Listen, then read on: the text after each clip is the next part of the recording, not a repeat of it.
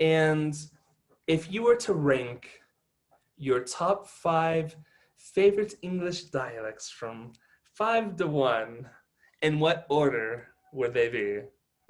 Starting from 5. So the first one is going to be my favorite, right? Like my absolute favorite. Well, well, you start at the one that's your least favorite, and you go on to Yeah, your least favorite. Okay. first Okay. favorite. Well, favorite. I think my least favorite one. Wow, that's gonna be tough. Mm-hmm. Um, maybe, maybe like there is this accent that a lot of people from countries like Sweden or Finland have.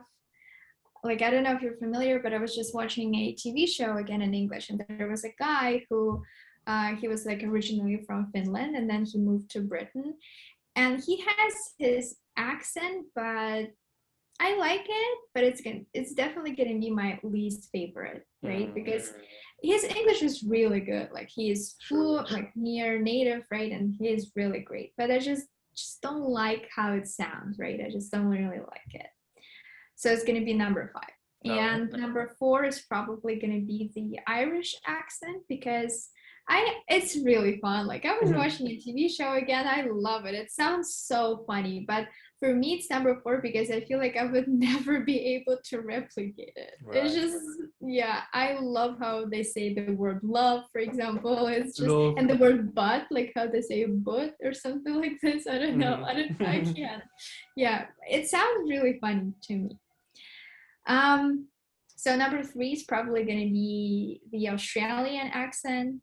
I like it. It's great. It's, for me, it's very similar to the British accent, obviously, but it's still different. And the British accent is going to be number 2, this like standard British accent, like the Queen, right? All of this stuff. It's really pretty. Yeah, the accent is just royal. Yeah, you feel like you're so smart. This person is so smart, and it just sounds really, really beautiful. And number 1 is obviously going to be the American accent because this is something I'm learning, and this is my favorite accent, I guess. And yeah, obviously there are so many dialects in America. I realize that there are a lot of people who speak in different accents in America as well, but like I'm just talking about the standard, I guess, American accent. Yeah.